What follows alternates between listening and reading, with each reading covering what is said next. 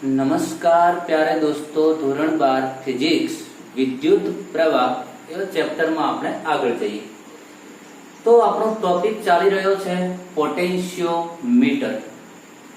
પોટેન્શિયોમીટરમાં આપણે ઘણું બધું ભણ્યા.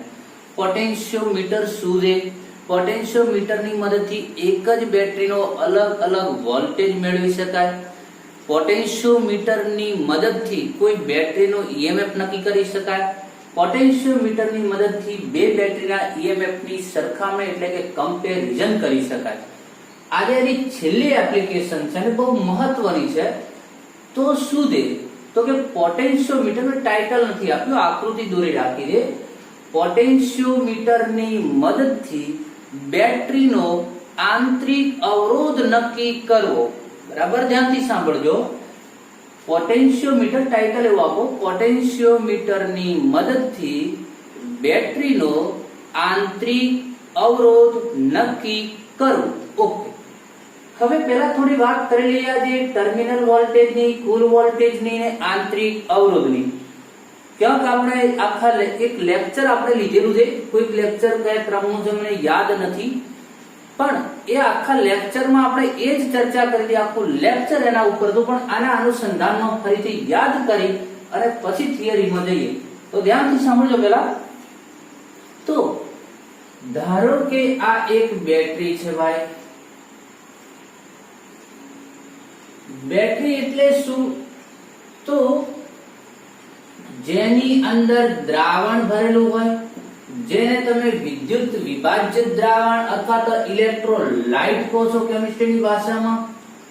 એમાં એનોડ અને કેથોડ હોય.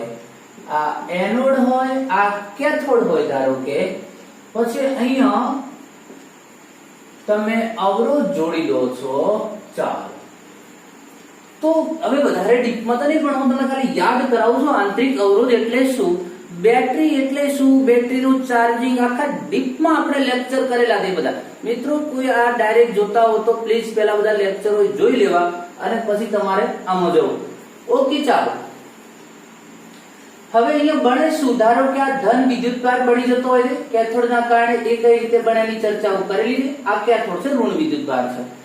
હવે અહીંથી ધારો કે કળ ઓન કરી, ચાલો કળને ઓન કરી, ક્લોઝ કરી. ક્લોઝ એટલે ઓન, ક્લોઝ કરવી એટલે બંધ કરવી, બંધ મતલબ કનેક્ટ કરવી, કનેક્ટ એટલે ઓન કરવી. તો ધારો કે ઓન, ઘણી વખત ક્લોઝ એટલે બંધ, બંધનો મતલબ એમ થાય કે ઓફ. અહીંયા ક્લોઝ એટલે કે બંધ, તો બંધનો મતલબ થાય છે ચાલુ. બરાબર, ઓકે. ઓન કરીશું તો તરત અહીંયાથી પ્રવાહ વહેવા લાગશે. પ્રવાહ વહેવા લાગશે. તો આ ધનનો અહીંયા આપણને તાકાત, અહીંયાથી રાસાયણિક બળોની તાકાત મળશે, અહીંથી પછી આ ધનની તાકાત મળશે. આપણો પ્રવાહ વહેવાનું ચાલુ થશે. આ ઇલેક્ટ્રોન અહીંયા ગતિ કર રૈવાજિક ઋણથી ધન વહેતો હોય છે. અરે સોરી, રૈવાજિક રીતે આપણે ધનથી ઋણ લઈએ તો વાસ્તવમાં સાચો પ્રવાહ કહે તો ઋણથી ધન તરફ વહેતો હોય છે.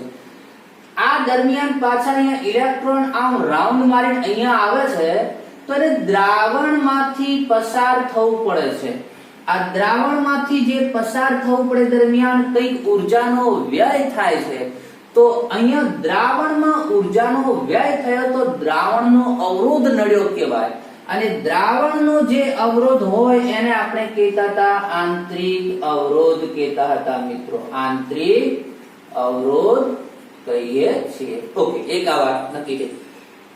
હવે આંતરિક અવરોધમાં કઈક ઊર્જા ખર્ચાઈ ગયા પછીની બાકી વધેલી આપણને ઊર્જા મળે, બાકી વધેલી ઊર્જા, તો એને આપણે કહેતા હતા ટર્મિનલ વોલ્ટેજ. શું કહેતા હતા?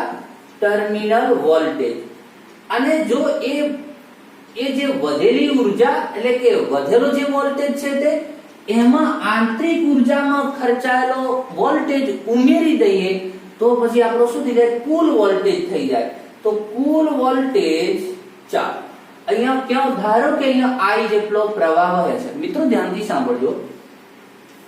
I જેટલો પ્રવાહ વહે છે તો આ અવરોધનું નામ ધારો કે હું કેપિટલ R દઉં. તો અહીંયા I જેટલો પ્રવાહ છે, R અવરોધ છે, તો અહીંયા કેટલો વોલ્ટેજ ખર્ચાશે? IR જેટલો. અહીંયા સ્મોલ r છે, આંતરિક અવરોધનું નામ હું આપી દઉં, પ્રવાહ તો એ પણ I છે, તો અહીંયા કેટલો વોલ્ટેજ ખર્ચાશે? Small ir. તો કુલ વોલ્ટેજ કેટલો? ચાલો મેં કહ્યું કે અહીંયા ખર્ચાઈ ગયા પછીનો જે વોલ્ટેજ આપણને મળે એને કહેવાય ટર્મિનલ વોલ્ટેજ. તો આ થયો આપણો terminal voltage. Terminal voltage V is equal to IR. Cool voltage કેટલો? યાદ રાખજો, બધું ચાલી ગયેલું છે મિત્રો, હું રિપીટ કરું છું, યાદ કરાવું.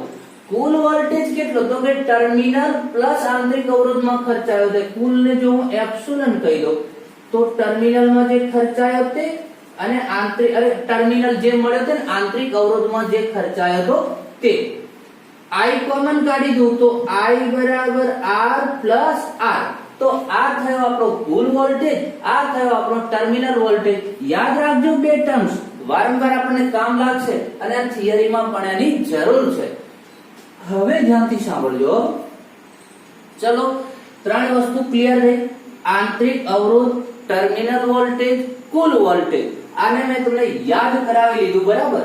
ઓકે, ચાલો. પોટેન્શિયોમીટર તો યાદ જ છે. પોટેન્શિયોમીટર ઉપર જોકીને ફેરવતા ફેરવતા એવા બિંદુ ઉપર લઈ જઈએ કે એની સાથે જોડેલી બેટરી અને બિંદુનો વોલ્ટેજ સમાન થાય, તો પોટેન્શિયોમીટરની સાથે જોડેલા અહીંયા ગેલ્વેનોમીટરમાં પ્રવાહ શૂન્ય થતો હોય છે. ઓકે, ચાલો તો સ્ટાર્ટ કરીએ. પોટેન્શિયોમીટર છે. પોટેન્શિયોમીટર કેટલું છે ધ્યાનથી સાંભળજો. આ પોટેન્શિયોમીટરની બેટરી પોટેન્શિયોમીટર સાથે જોડેલો આ બાહ્ય અવરોધ ચલિત છે. જો કે આ આખી રચનાને આપણે પોટેન્શિયોમીટર કહીએ છીએ. એની સાથે આ એપ્સિલોન વોલ્ટની બેટરી જોડેલી છે. તો લાસ્ટ લેક્ચરમાં આપણે જે ભણ્યા હતા એ બેટરીનો વોલ્ટેજ નક્કી કરવાની આપણે વાત કરી. તો એમાં બેટરી સાથે ગેલ્વેનોમીટર. અહીંયા આંતરિક અવરોધનું તમે ટાઇટલ આપી દીધું છે. અહીંયા આંતરિક અવરોધ નક્કી કરવાનો હોય તો પહેલા આપણે એની સર્કિટ યાદ રાખી લઈએ. સર્કિટ યાદ રાખી લેજો, પરિપથ એનો યાદ રાખી લેજો. પોટેન્શિયોમીટર, જે બેટરીનો આંતરિક અવરોધ નક્કી કરવાનો છે તે બેટરી જોડો, બેટરી સાથે ગેલ્વેનોમીટર સાથે જોકીને આપણે તાર ઉપર આ રીતે ફેરવવાની છે ત્યાં સુધી ગેલ્વેનોમીટરમાં પ્રવાહ શૂન્ય ન થાય ત્યાં સુધી. હવે એના સમાંતરમાં એક જોડી દેવાની અવરોધ પેટી RB, રેઝિસ્ટન્સ બોક્સ, જેને આપણે કહીશું અવરોધ પેટી. તમે કહો સર અવરોધ અને અવરોધ પેટીમાં શું ફરક? અરે ભાઈ, અવરોધ પેટીમાં ઘણા બધા અવરોધ હોય છે. તમે લેબની અંદર જોશો જેમાં તમે અલગ અલગ મૂલ્યના અવરોધોનો ઉપયોગ કરી શકો. 1 ઓહમ, 2 ઓહમ, 3 ઓહમ, 5 ઓહમ, 10, 20, 15 જે એમાં આપેલા હોય એનો તમે વારાફરતી તમે ઉપયોગ કરી શકો. તો આખા ઘણા બધા અવરોધોનો સમૂહ જેને આપણે રેઝિસ્ટન્સ બોક્સ કહીશું. ઓકે, એની સાથે એક કળ જોડેલી છે. આ રીતે આપણું પોટેન્શિયોમીટર અને આંતરિક અવરોધ નક્કી ટૂંકમાં આંતરિક અવરોધ નક્કી કરવાની આખો એક સર્કિટ એટલે કે પરિપથ આપણો તૈયાર થાય છે.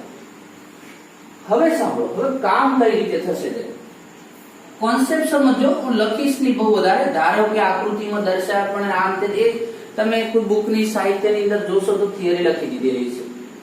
મહત્વનો છે કોન્સેપ્ટ સમજવો, બહુ મહત્વનું છે. કદાચ તમને પરીક્ષામાં ડાયરેક્ટ એ થિયરી પૂછશે પણ નહીં. આંતરિક અવરોધ નક્કી કરો સિદ્ધાંત વાળી જે મેં તમને થિયરી લખાવી હતી એ તમને બોર્ડ એક્ઝામમાં કામ લાગશે. એટલે આંતરિક અવરોધ નક્કી કરો એ કદાચ તમને થિયરી નહીં પૂછે. અને કદાચ પૂછી નાખે બધી સરળ થિયરી કે પોટેન્શિયોમીટરના ઉપયોગોની ચર્ચા કરો. ધારો કે અથવા તો પોટેન્શિયોમીટરની મદદથી કુલ વોલ્ટેજ અને આંતરિક અવરોધ કઈ રીતે નક્કી થાય છે એની ચર્ચા કરો. તમારે બંને લખવું પડે. તો એ છે બુકમાં, સાહિત્યમાં. ઓકે, ચાલો હવે ધ્યાનથી સાંભળો. પણ પોટેન્શિયોમીટરને બહુ સારી રીતે કરી લેજો કારણ કે એના એક્ઝામ્પલો બહુ મહત્વના હોય છે. હવે અહીંયા કામ કઈ રીતે કરીશું તો મેં હમણાં બેટરી દોરીને તમને સમજાવ્યું હતું.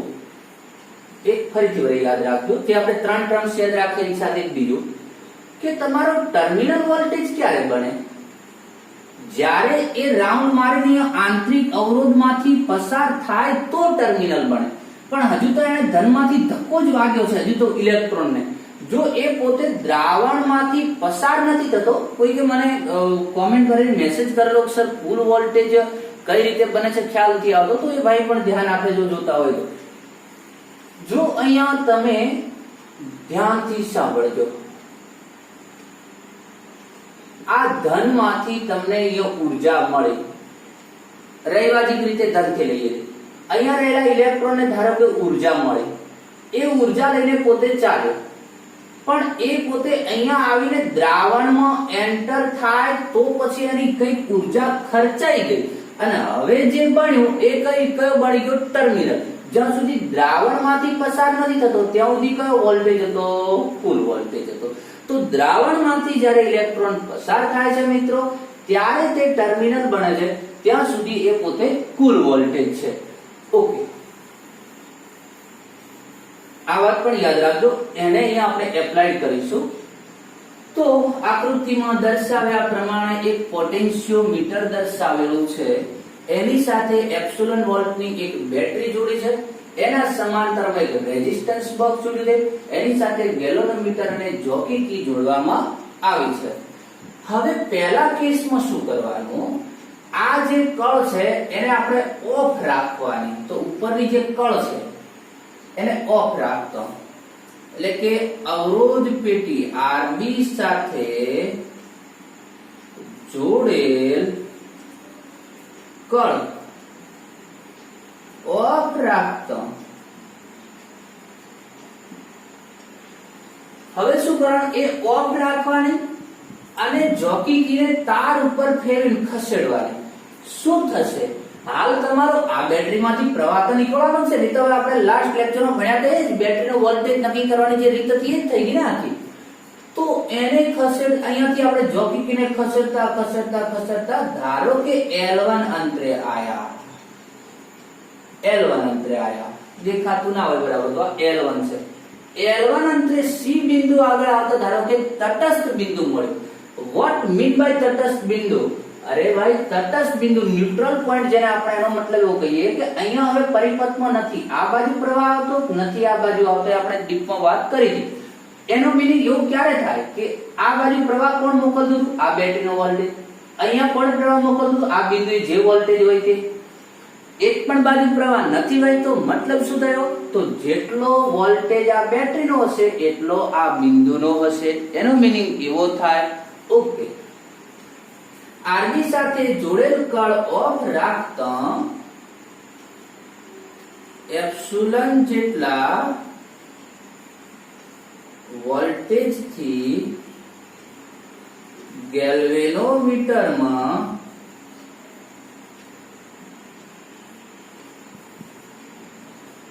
પ્રવાહ વહે છે.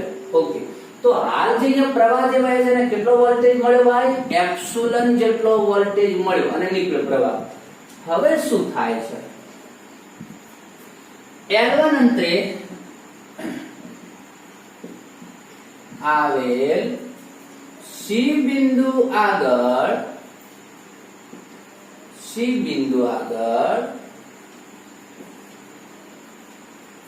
તટસ્થ બિંદુ મળે છે, તટસ્થ બિંદુ મળે છે. ક્યાં ભાઈ? C બિંદુ આગળ.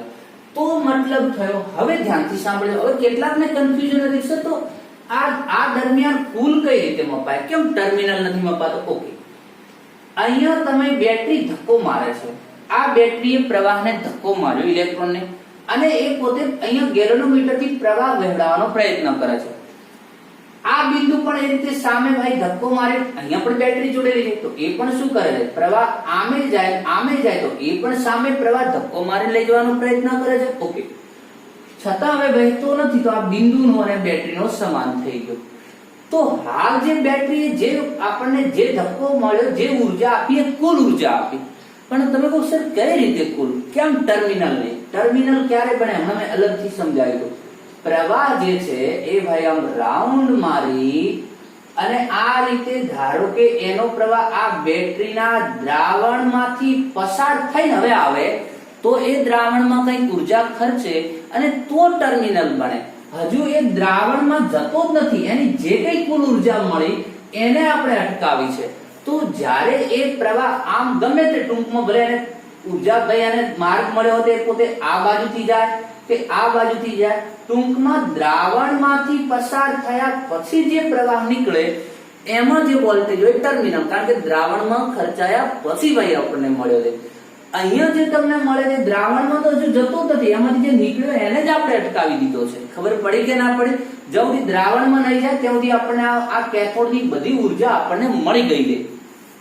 ઓકે, સમજાઈ ગયું છે. L અંતરે આવેલ L1 અંતરે આવેલ સી બિંદુ આગળ તટસ્થ બિંદુ મળે છે. અહીં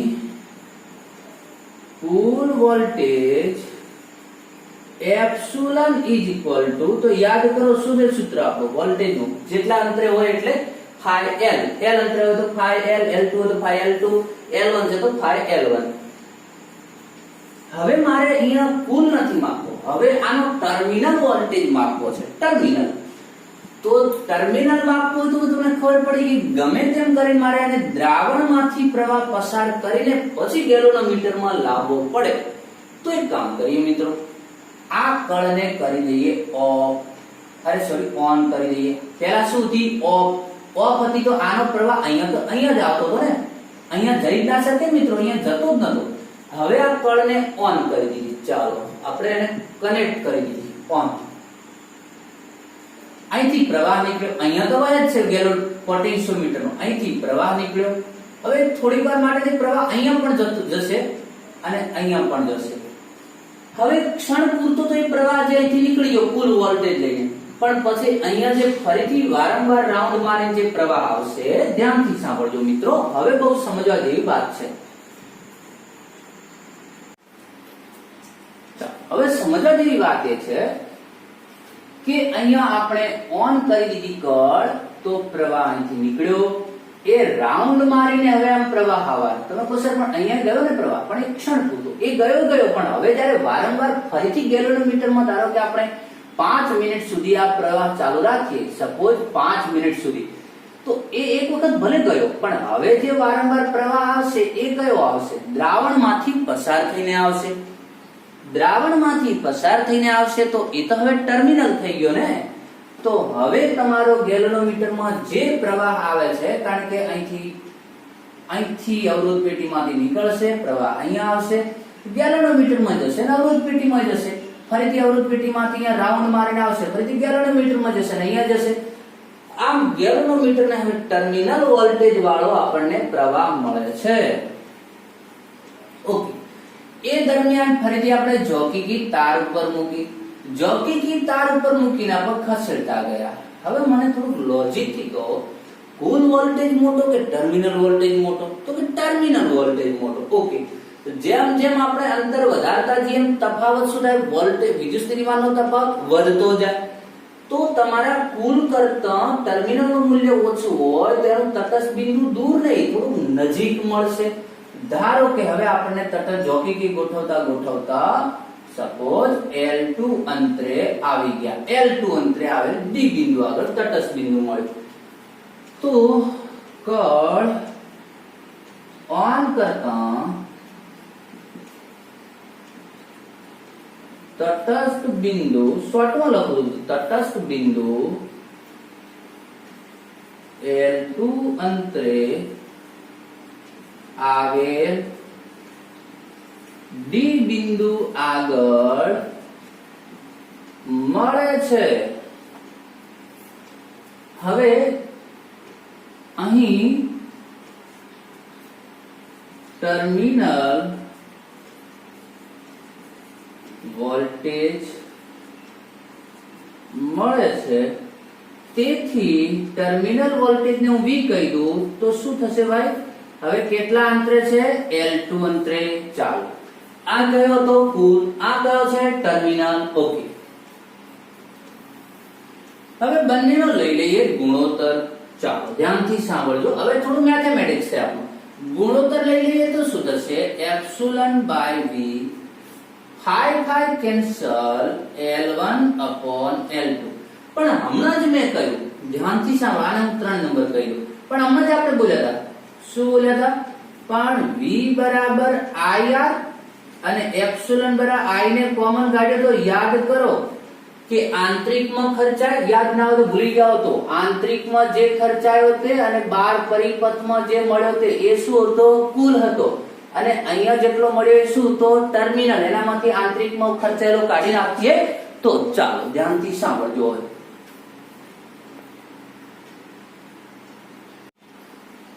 ચાલો આ ટર્મિનલ, આ કુલ, આ કિંમતોને મૂકી દઈએ સમીકરણ નંબર 3 માં. ઓકે, શું થશે મિત્રો? ચાલો તો આ કિંમતો મૂકી દઈએ તો I શું થઈ જવાના? કેન્સલ. શું વધ્યું અહીંયા? અરે ભાઈ આ V અને એપ્સિલોન ની કિંમત અહીંયા મૂકું છું તો ગુણોત્તર છે તો ઉપર પણ I કૌંસમાં R પ્લસ R, અહીંયા I કેન્સલ. શું વધશે? R plus small r upon V ની જગ્યાએ શું વધશે? Capital R. L1 upon L2. હવે આપણે શું શોધવા માટે નીકળ્યા છે? મૂળ રસ્તાથી ભટકી ન જતા. આપણું ટાઇટલ હતું આંતરિક અવરોધ નક્કી કરવાનું. તો આંતરિક અવરોધ કોણ છે અહીંયા? તો કે સ્મોલ r એ આંતરિક અવરોધનો હિસ્સો છે. ઓકે, ચાલો તો એને બનાવો કરતા અને અલગ અલગ ભાગી દઈએ તો capital R upon capital R એટલે શું થશે? 1. અહીંયા શું થશે? Small r upon capital R.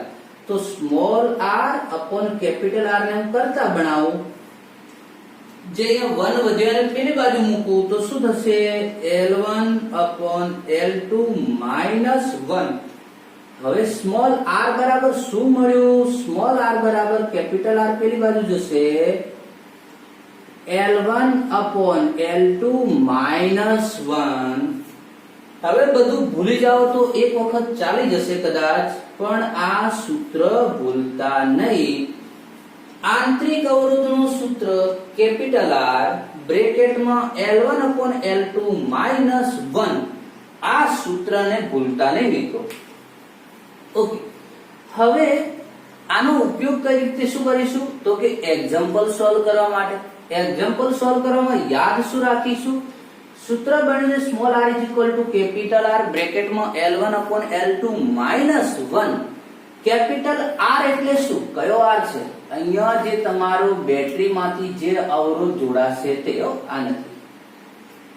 કારણ કે અહીંયાથી આપણો ટર્મિનલ અહીંયા થોડો આંતરિક અવરોધનો ખર્ચાયો, બાકીનો બેટરીને મળ્યો, તો આ અવરોધ છે.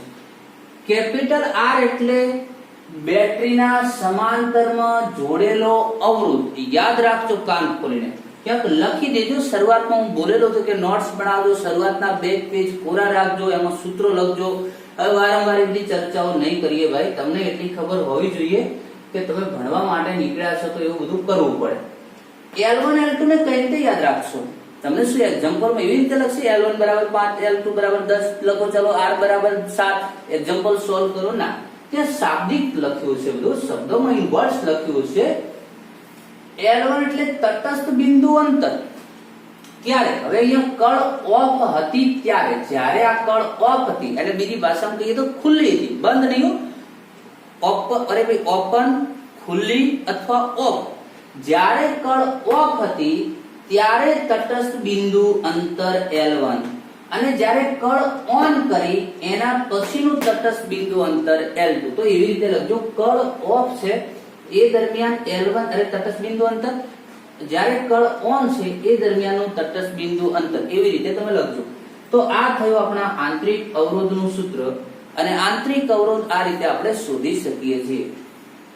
તો આ વાત હતી મિત્રો આંતરિક અવરોધ નક્કી કરવાની. એક એક્ઝામ્પલ છે એક્સરસાઇઝ નો 12મો એક્ઝામ્પલ. બહુ સિમ્પલ છે, બહુ સિમ્પલ. કોઈ પણ બિંદુ ઉપર પોટેન્શિયોમીટરના કોઈ પણ બિંદુ ઉપર થોડું યાદ કરી લઈએ. વોલ્ટેજ કેટલો થાય? તો કે φL. φ શું હતું? વિદ્યુત સ્થિતિમાન પ્રચલન. યાદ કરો, બેટરીનો વોલ્ટેજ એપ્સિલોન ρ પ્લસ આ બેટરીનો આંતરિક અવરોધ બહારથી જોડેલો કેપિટલ R પ્લસ L ρ. આનું પણ મેં સૂત્ર કહ્યું, યાદ કરાવું છું. અને કોઈ પણ L બિંદુ ઉપર તમે જોકી લાઈન મૂકો તો એ બિંદુનો વોલ્ટેજ એપ્સિલોન બરાબર φL હતો. ઓકે, બે વિદ્યુત કોષોના EMF ની સરખામણીનું આપણું સૂત્ર હતું epsilon 1/epsilon2 is equal to L1/L2. આ ક્યાં ભણ્યા હતા? લાસ્ટ લેક્ચરમાં મિત્રો ચર્ચા થઈ ગઈ. epsilon1/epsilon2 is equal to L1/L2. epsilon1 એક બેટરી જે જોડી હતી એનો વોલ્ટેજ, epsilon2 બીજી બેટરી જોડી હતી એનો વોલ્ટેજ, L1 પ્રથમ બેટરી જોડી હતી એ દરમિયાન તટસ્થ બિંદુ અંતર, L2 બીજી બેટરી જોડી હતી એ દરમિયાનનો તટસ્થ બિંદુ અંતર. તો આ એક આપણું સૂત્ર હતું. હવે એક્ઝામ્પલ નંબર 12 મેં શબ્દો નથી લખ્યું, ખાલી આનો ડેટા લાવી રાખ્યો છે મેં. શું એની રકમ શું છે? હવે એની રકમ શું છે? 12મા ઉદાહરણની બુક હોય તો બુક લઈ બેસતો તમે.